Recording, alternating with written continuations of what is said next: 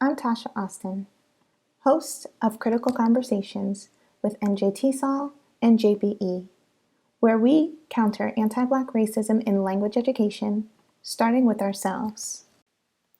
This month, we're joined by Dr. Keisha Bryan, Assistant Professor and Coordinator of the Teaching English Language Learners Program at Tennessee State University in Nashville, Tennessee.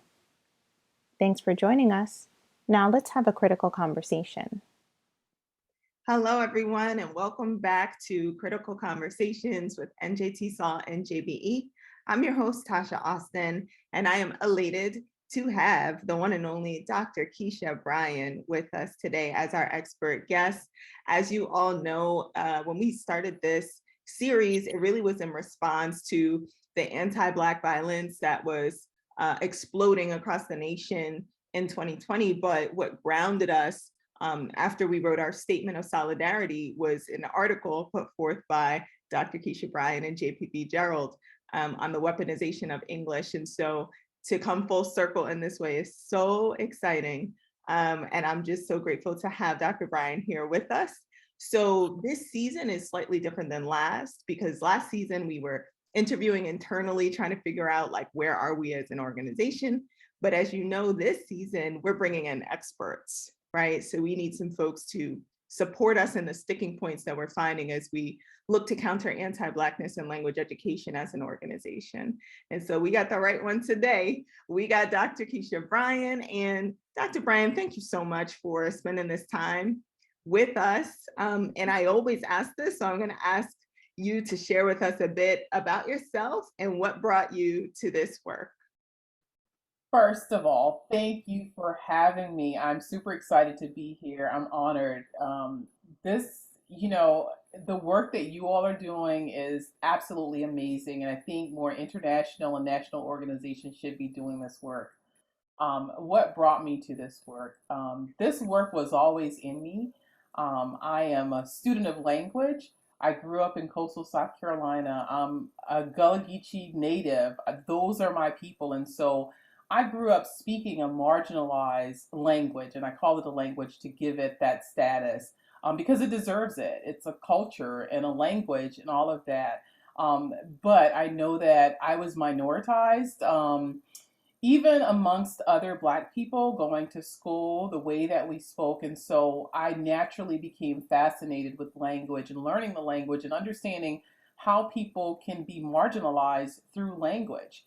And so I continued to study to make sure that, not only did I become proficient in what is so-called the standard English, but that I also kept my Gullah roots and I also promote it and I'm proud of it. And so I continuously do this work. What keeps me going is actually not seeing people who look like me in the profession. And when there aren't people who look like me or have my experiences, then it's not representative of the students who we teach. And so I think that, making sure that we continuously recruit, students who are Black into the TESOL profession. We hire Black TESOL professionals so that we are really as diverse and inclusive as we say that we are is super important. And I am thrilled to continue to do this work. That's so amazing to hear, because I'm hearing you talk about straddling these worlds and like recognizing that the process of how like being your full self was pushed to the margins, like you could actually feel it, right? Because you're like US born English speaker, but still being peripheralized. And that's it's similar to like this meta awareness that Dr. Patrianne Smith was talking about last episode of like, you can see it, you can feel it. And it's such, I guess you can kind of get into that like Du Boisian like double consciousness, right? Like you're in yourself, but you have to be outside of yourself at the same time. Every day you constantly inside but then outside yourself, not just the way that you look and your physical appearance, but also the words that come out of your mouth, the language that you're speaking, and whether people are going to take you seriously, whether they're going to say she's a native speaker of English, because she looks how she looks, right? Does she really know the language? So we think about that ideal that idealized native speaker, what does that actually look like, right? And so we think about that on a daily basis, right? Do I fit? Am I going to get hired? Right? Are people going to give me a fair shot? Are they going to think that I only speak Black English because I look like this and not understand that we are multi-dialectal, right? And we live in all those worlds, and we respect all those worlds, and we love all of those linguistic worlds that we kind of live in. Yeah.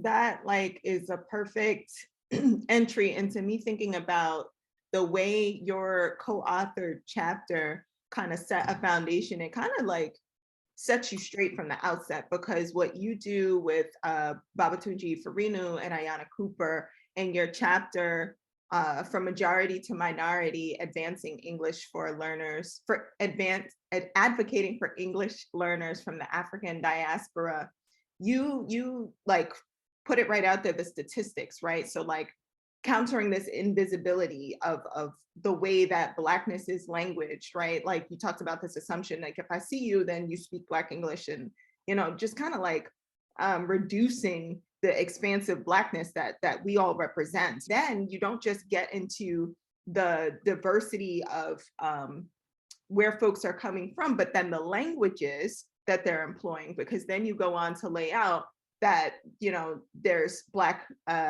French Creole being spoken at home, Igbo, Yoruba, Bantu, Amharic, Swahili. So there's like these multiple levels of diversity within Blackness that you kind of like knock folks over the head with, like, first off, like you have to respect that there's a lot going on behind these assumptions. Once you see a Black person who is multilingual, or a Black person for whom English, or white mainstream English, as Dr. Baker Bell would say, is not like maybe their home language or their first language. And so that perceived group membership at the intersection of Blackness and being an immigrant, in the chapter, you all outline that subjects folks to acculturative stress as they become Black. I really want you to hopefully tell us a bit about that, becoming Black. So what about that process of becoming Black as a Black immigrant L should we as an organization like focus on, so that we can attract professionals that can center the needs of Black Ls? Yeah, that's a great question. So your organization should know that in the beginning, and depending on the age and exposure to media, Black Ls likely won't have any idea that they are in the process of becoming Black, right? Because that's actually something that's kind of put on them, right? And they sometimes don't know that they'll be racialized in the US context.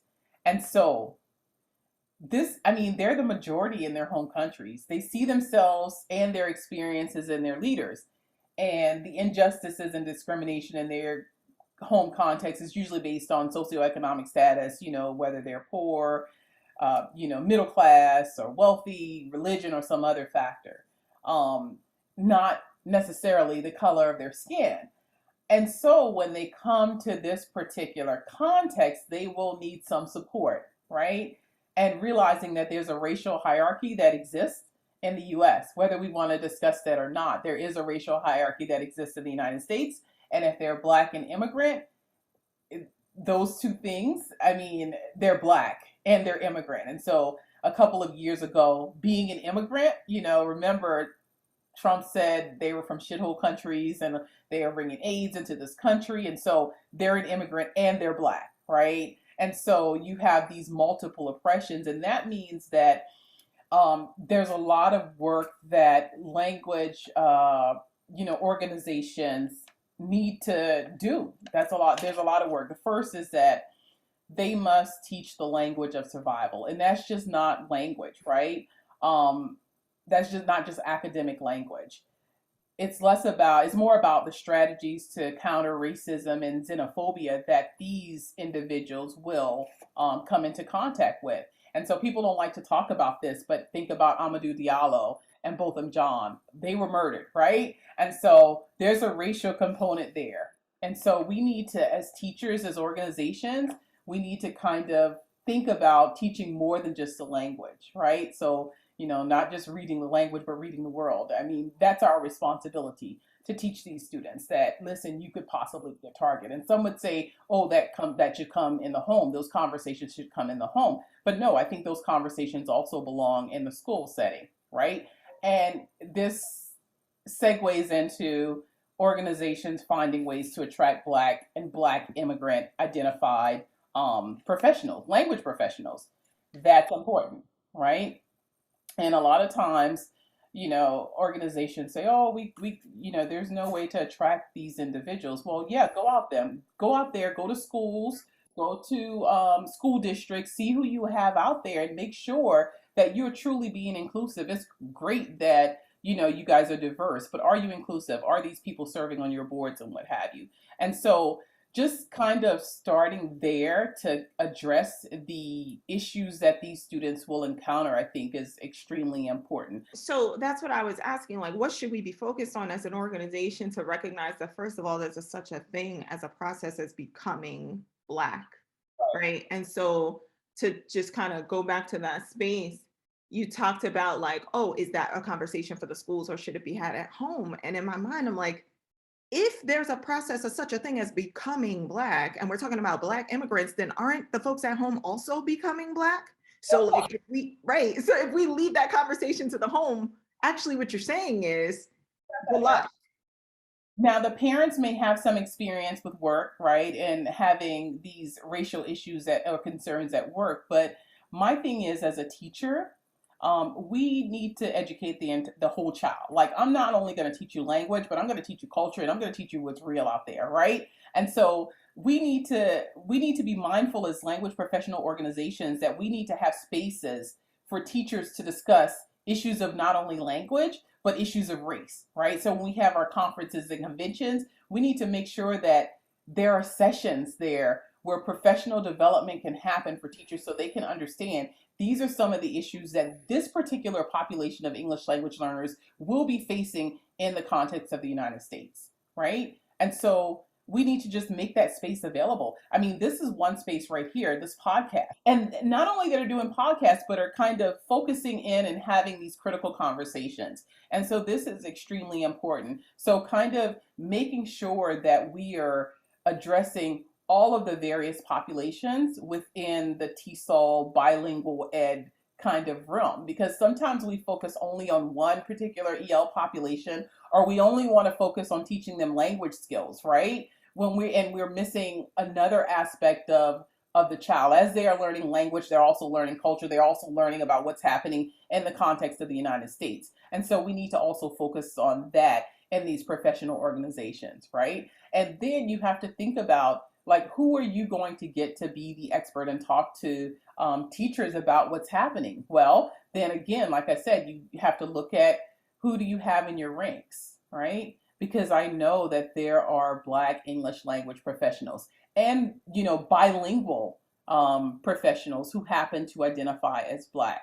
And so why are we not attracting them into TESOL and bilingual ed professional development organizations, right? A lot of these professionals are absolutely amazing, but they're choosing to go into NCTE or some of the other organizations. So we need to really question whether this space that we have here in our profession is really welcoming for individuals like myself or individuals like you who actually have these experiences and can talk to these experiences and can have those culturally sustaining pedagogies or kind of promote them with our Black English language learners and our teachers who are open to learning, right? How to approach these topics, right? So providing the professional development and providing a voice, very important. It's so funny that you bring up like I constantly refer to it in my writing as push out. Like I pull from Monique Morris's work, and I recognize that there's like folks who talk about push out in other ways, but I specifically draw on her work because she talks about like being multiply marginalized and how that produces push out within the school settings. And I appreciate your work because you also speak to the professionals, right? You're talking about the youth who have that extra layer of marginalization because they're so young, they need someone to speak on their behalf. But you also talk about the professionals, like we're grown adults with all the certifications and the skills to do the things, but we too are really experiencing push out to a degree. Like as we started the conversation, like the assumption that I'm not a native speaker, the assumption that whatever native means, right? Because we know we could trouble that too, but like the assumption that for some reason I must not be qualified to do the thing. And then the fact that there are spaces that while we're fighting a fight on all these different fronts, just on a day to day, why do I want to fight organizationally, right? Let me try NCTE. Let me try. So like the way that the two-tier like narrative that we're hearing is that you've got Black language professionals like, I've got nowhere to go, so I'm going to go to a place that's accepting of me. And then you've got, TESOL saying, we can't find anyone, right? So I appreciate you kind of like centering on the, but are we welcome in the space, right? Because if we exist and you're saying you can't find us, there's a third story right there in between of like, we're going to go where we're welcomed. So I really appreciate you speaking to that. And I'm also thinking about, this helps me kind of think of question 2 around the eligibility, right? Because these nuances of being Black, immigrant, multilingual, those are not central narratives within the field. And so because unless you're embodying that or directly studying it, you can obviously like miss the nuances of the needs and the strengths of that population. So I'm still thinking of that same work, the co-authored chapter, From Majority to Minority, Advocating for English Learners from the African Diaspora. And I'm thinking about the policy challenges that you all outline for, being at that intersection, being a Black immigrant and ELF. And you say that while native-born Blacks are wholly ineligible for language services, the immigrant status of Caribbean English speakers, and you reference one of the folks in the chapter, like Stanley, and students migrating from countries in Africa often supports their eligibility. This eligibility, however, does not always equate to appropriate identification and or programming for the students from nations that were colonized by Anglophone countries. So my question is, because again, it's about that level of nuance and understanding that because we lack representation, oftentimes those narratives aren't centered. What about these specific challenges, the policy challenges of eligibility and appropriate identification and programming? What about those should we focus on to align our policies at NJTESOL-NJBE to support Black ELFs? Yeah, that's a really, again, a good question because we don't often have these conversations. And that particular an experience actually brought me to study for my PhD. I was doing my student teaching, and we had a student who was from, I think she may have been from Jamaica, right? And she was placed in an ESL classroom, right? And so I remember I would talk to her, she would keep her head down on the desk all the time. And I'm like, hey, how are you? I had no clue what country she was born in, right? And she said, oh, I shouldn't be in this class. And I'm like, okay. And she said, I'm not an ESL student, right? But she was placed in an ESL setting. And so we need to understand that not all students who are eligible for ESL services will identify as English language learners, and not all who could benefit from our expertise will be eligible, right? I mean, and so that's one of the things that I know that it's a policy kind of issue, and it's about that native non-native dichotomy that's really blurry, and Shondell Narrow's work talks about that. And so what can we do? We need to provide space for professionals who work with students who blur this non-native native kind of dichotomy. So not very often do we have opportunities to talk about world Englishes because we really don't know where to place these students, right? Because their native language in a lot of cases is English. It's just not what we're accustomed to, right? And so where do we go to talk about this particular population? Where do we go to talk about students who speak Black English as a native language, right? And so we need to make space in our organizations to discuss these student populations specifically, because although they may qualify depending on their country of birth for ESL services, Do you really want to place them in an ESL classroom? Is that really good for them, right? For their self-esteem, right? If they say, English is my native language, or so I believe. That's an article by Shondell Nero, right? Do we want to place them in those spaces, right? At the same time, what can we do for students who are struggling to learn how to speak the code of power? Because whether we want to admit it or not, that standard English is the code of power, right? And some students who happen to look like you and I are unable to transition into speaking the standard for whatever reason, and so how do we make space to talk about this, and where do we talk about it? And do we have a space in our TESOL and our bilingual education organizations to discuss these particular students who blur that native non-native dichotomy, right? So I don't know if I have um, any clear advice. I would just say we need to make spaces to kind of discuss these student populations, right?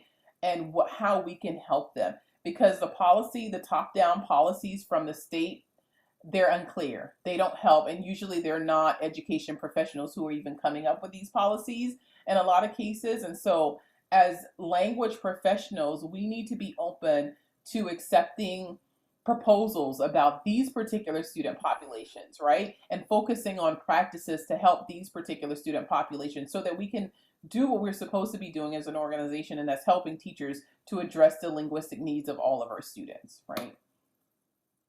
Wow.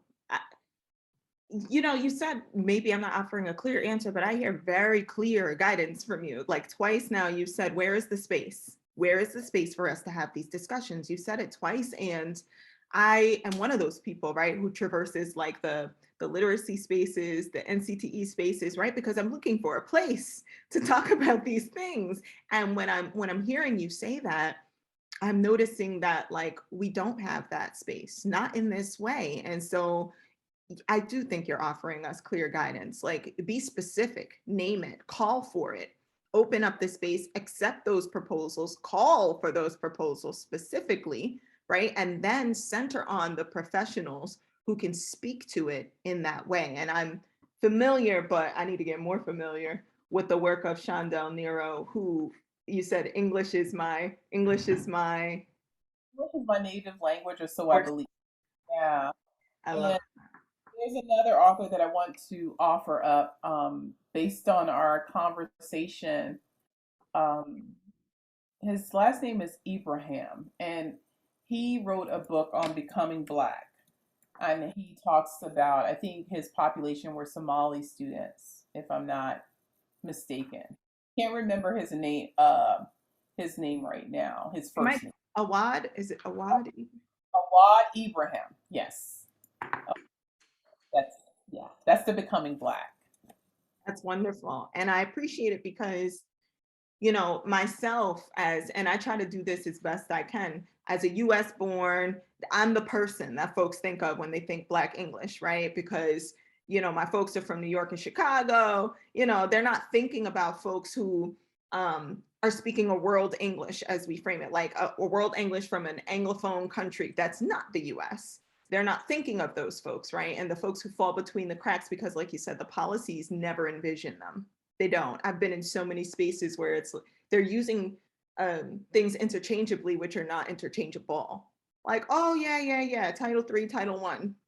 No, right? So I appreciate you shedding light on that, and then also directing us towards the fact that, because I know your work and I'm aware of Shondell Nero's work, and I'm aware, I read Petrie and Smith's work, but I know for a fact, I've had someone say to me recently, oh, but nobody's doing work in that intersection. And I'm looking and I'm like, for decades, this work has existed, right? So what you're talking about at this point is really a continuation like of structural and systemic gatekeeping and marginalization, because if we can say that the work has been there for decades, but it's still not centered, that's something else going on.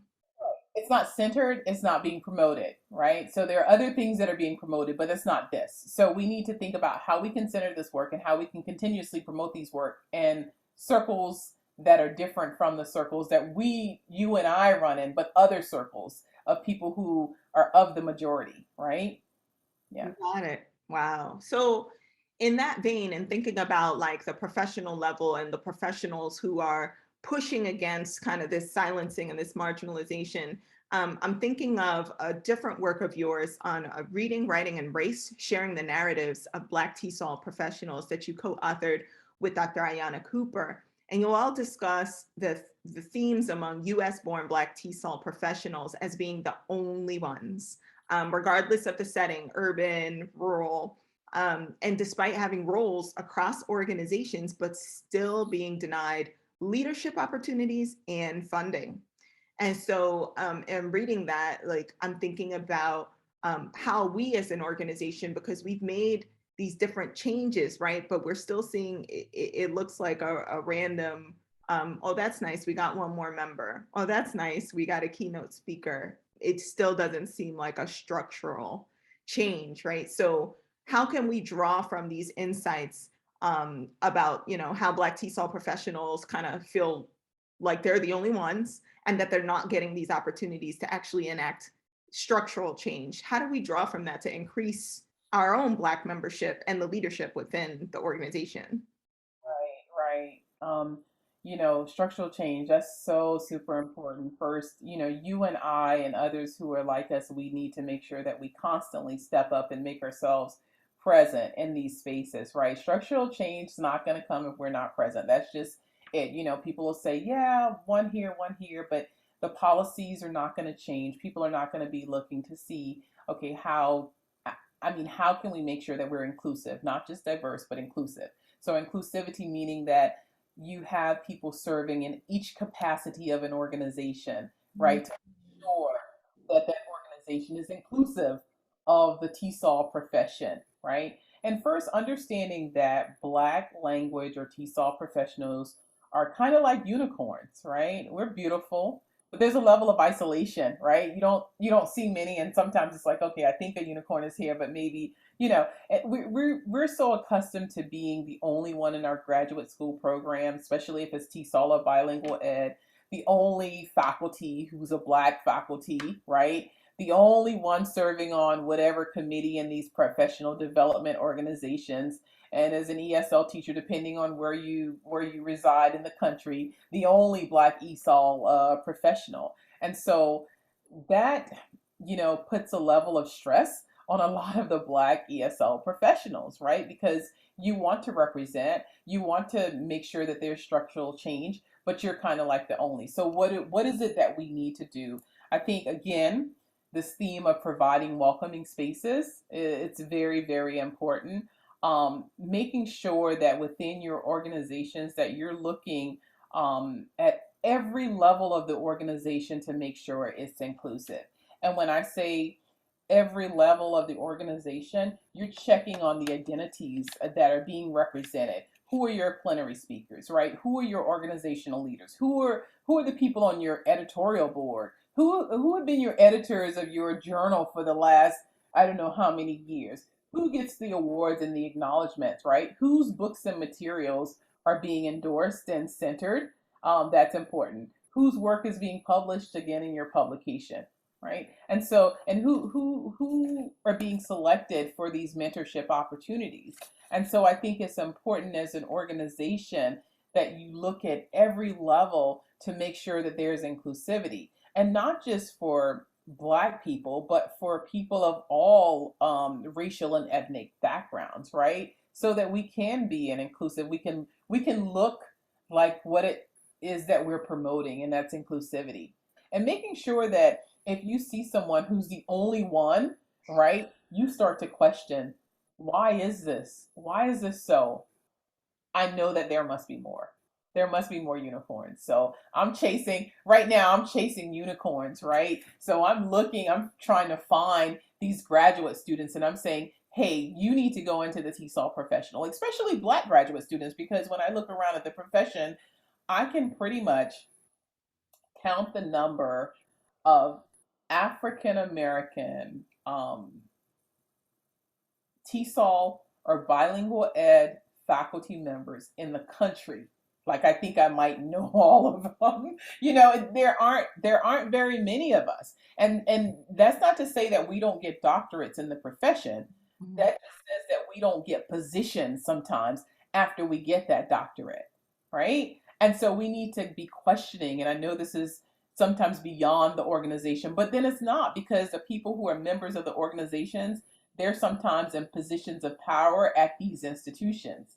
So they, right, they control who comes in and who stays out. They're the gatekeepers. And so we need to think about, if we're having Black professionals who are getting PhDs in TESOL and bilingual education, right? Why are these numbers not representative of the folks who are getting hired for tenure track positions, right? So a lot of times it's very difficult. So they're relegated to lecturer positions at the community college, and there's nothing wrong with that. I've been there. Mhm. Mhm. But we need to be represented at all levels. Like, how do I need to recruit teachers, right? And I'm more apt to recruit teachers if they see someone who looked like me, Black teachers, right? They're like, okay, I can be a TESOL professional, right? Because I know that Keisha Bryan is a TESOL professional, right? It's human nature. We go places where we see people who look like us, right? And so that can be a good thing, but it can also be a bad thing, because so often, you have TESOL professionals, and I know I'm going out on a tangent right now, so stop me. You have Black TESOLers who are in doc programs, right? And they have the best of intentions of doing a good job, but their mentors are not publishing with them.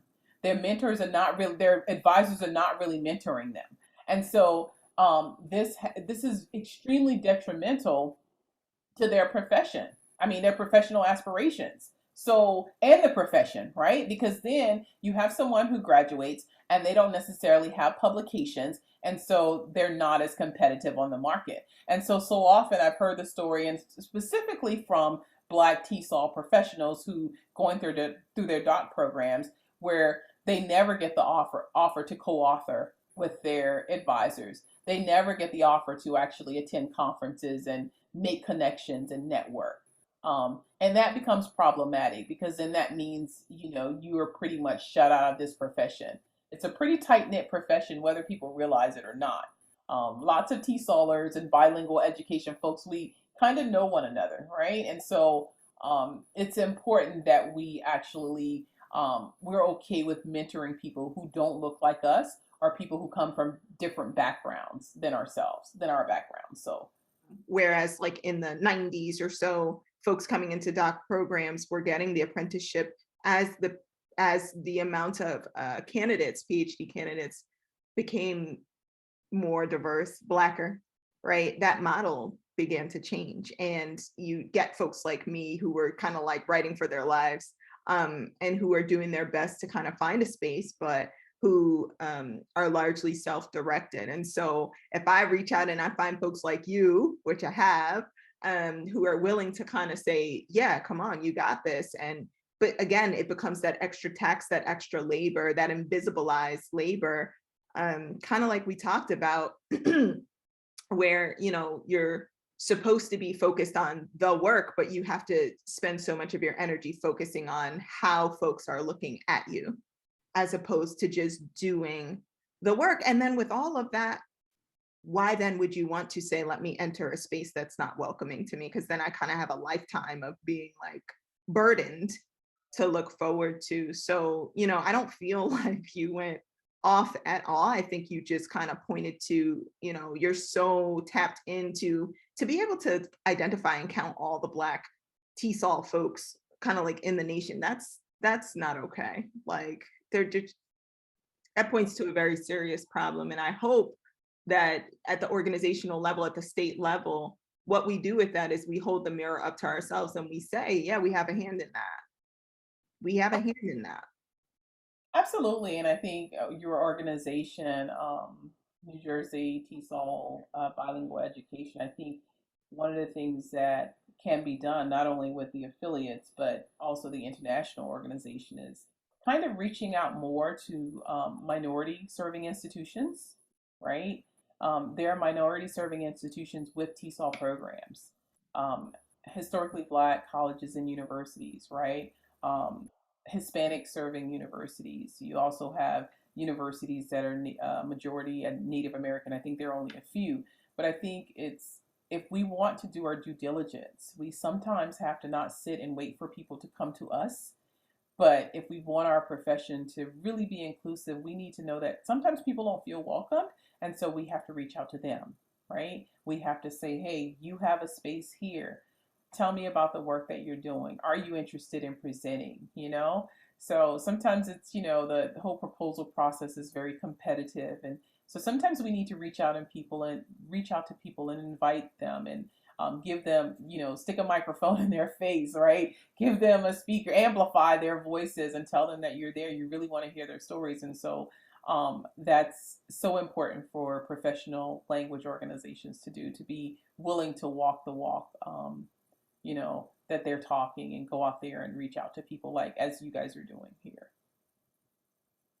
Yeah, one of our last meetings together, it was put on the table to maybe create a SIG specifically for pre-service teachers, to try to create that pathway, like come now, be a part of us now, see yourself as a part of the organization now. We want to hear from you and your insights and your thoughts and your expertise now, knowing that like even the few that you finally do get in a program, oftentimes they don't end up joining the organizations after they've become teachers.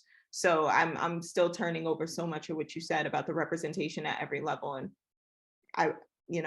we have work to do. So I appreciate you saying that. And I also kind of want to ask you, this is the fourth question, but it makes sense to me, again, as speaking from recognizing that my own kind of intersectional space that I occupy as a quote, native English speaker, who commands white mainstream English, but has these other varieties that I use. I'm still thinking about your piece on reading, writing, and race and sharing the narratives of Black TESOL professionals.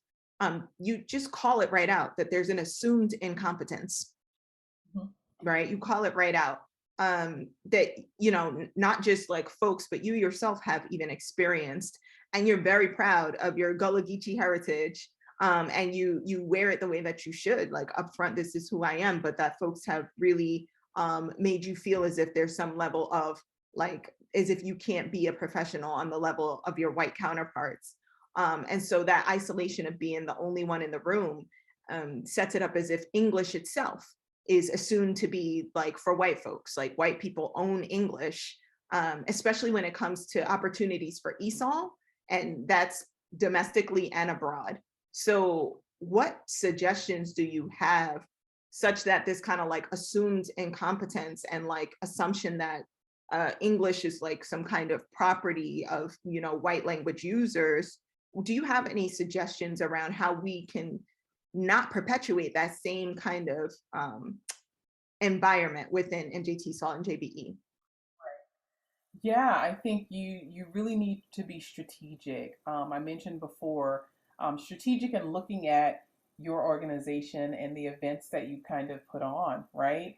Like like you said earlier, holding a mirror up and saying, okay, show me where I see the diversity and what kind of diversity is there going on?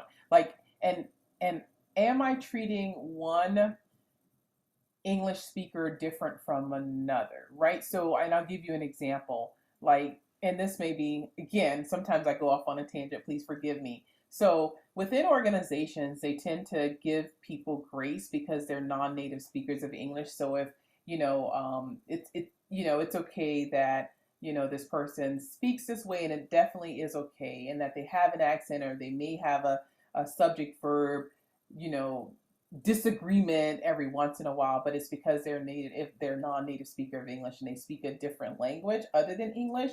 We need to give that kind of grace and mercy to those who speak dialects or world Englishes as well, because sometimes that's even more difficult. So kind of having these conversations, because usually these are Black people, right, who speak, or darker skinned people who speak these world Englishes, not all of them, but I'm talking about specifically people from the Caribbean islands, people Gullah, Louisiana, even West Africa. And so, but very competent. And so we need to make sure that we kind of change the face of English, or, understand, and not necessarily change it, but understand that there are various faces of English, right? And that our organization represents this. And that's very hard for some TESOL organizations because it's kind of like this is a profession where it's like English, right? And then it's like, what kind of English? The standard English. So what is standard English? That's mainstream, usually US English in this case. And what does that look like, right? And so we have this particular face, right, of English, but this particular sound as well, of what English should sound like. And we really need to stop that. And so at the organizational level, if we make sure that we, highlight the work of people who work on varieties of English, right, or world Englishes, and also kind of address anti-Blackness and language teacher preparation or language teaching in general. So every aspect of our organization, we should be looking at its leadership, its events, and making sure that when you do decide to take a look at yourself, you don't have one type of person on these committees, right? The committee itself is inclusive because people tend to see what they want to see, right? If it's uncomfortable, they're not going to see it, right? And so making sure that we understand that we all love the profession, we all understand the power of English, right? But we have to understand with to whom much is given, much is required. So we have to do the work to make sure that everybody feels included and that we're also, pointing out or highlighting the voices of those who are marginalized and pointing out anti-Blackness where and when we see it. That means a lot to me to hear you say, like, are we giving grace to folks in similar or the same ways? And like, upon what line do we divide who's deserving and who's not deserving of it? Because I do think that a lot of it happens before, Black language professionals even hit the field. And as someone who prepares teachers, I see it all the time with the testing and the way that, Black language users, and I don't even just mean English at this point, but Black language users are penalized for not producing white mainstream English, regardless of their like really, really stellar teaching practices, regardless of their ability to build community in the classroom. It becomes this ceiling that they hit that filters them out. And then, when we're asking, and it comes down to the material punishments too, right? Because now if I'm already in a space where I can't work because I have to student teach, I don't have generational wealth because that is a policy, anti-Black policy issue that we're all suffering from. And then I'm made to not work for these years while not receive income for these years while I'm student teaching and getting this degree. And then I have to pay for these tests. And then the tests are penalizing me for the way that I language my life. So like, I think it goes full circle back to when you're really helping us to identify that, we have somebody in mind. And I say we, not meaning us, but, the field and the gatekeeping mechanisms have someone in mind when they're thinking of like who is a language learner and who can be proficient with language, because I get brilliant students who, when they reach these ceilings, it works really, really incisively by stopping them from bringing that brilliance to the next generation of Black students who are in K-12 spaces. And I feel like that mechanism right there has to be outed.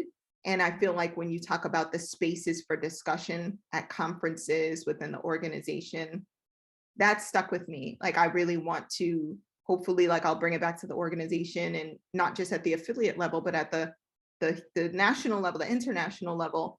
We need to just hear what it looks like and give folks a space to discuss it and leave it as a structural space, like not like this is the year we're going to talk about Blackness. Yeah, I appreciate that so much. And I feel like the reason I'm like kind of even slowing down is because my brain is really even trying to think about all the possibilities of what that could look like. That's actually not even as high effort as probably we have been thinking about it, of like, what do we do? What do we do? How do we this? How do we that? Make space. Absolutely. That's it, period. Make space for population, for potential teachers, potential ESL teachers. Because so often I come into contact with teachers who, and I'm like trying to recruit them to the profession, and they're like, oh, my English isn't that great. And I'm like, what do you mean? You're a native speaker. I don't speak English well, right? So they have been told that from the time that they've been in elementary school, middle school, high school, like they're not made to teach English because they speak English in this particular way, right? Or their English is bad English, right? They're not being told that there are multiple types of Englishes, right? That are used for different, differing tasks, right? They're not told that. They're just told that your English is bad. You need to learn this English. So when we try to recruit them to become English teachers or ESL teachers, so imagine a native speaker saying, "My English is no good." But that's what's happening. That's what we're graduating from high schools. They're going into college and they're opting to do other things other than becoming a language teacher because they don't believe that their English is good enough. So, and Oh we my goodness. know that it is. So absolutely. Yeah. I appreciate you so much. I'm thinking about targeting like HBCUs, MSIs. I'm thinking about making space, and I'm thinking about, how we change the face of what an English speaker can look like. And I'm going to sit with all of that. I know that the viewers and that our organization is going to find such value in this episode. And I don't often, as you spoke to, get someone who's so on the nose and exactly who we need to speak to, because there's so few Black TESOL professionals. So I appreciate you and I appreciate your time. And just thank you for being with us today. No problem. Thank you so much. Thank you. Thanks for joining us. I'm your host, Tasha Austin, and we'll see you next time.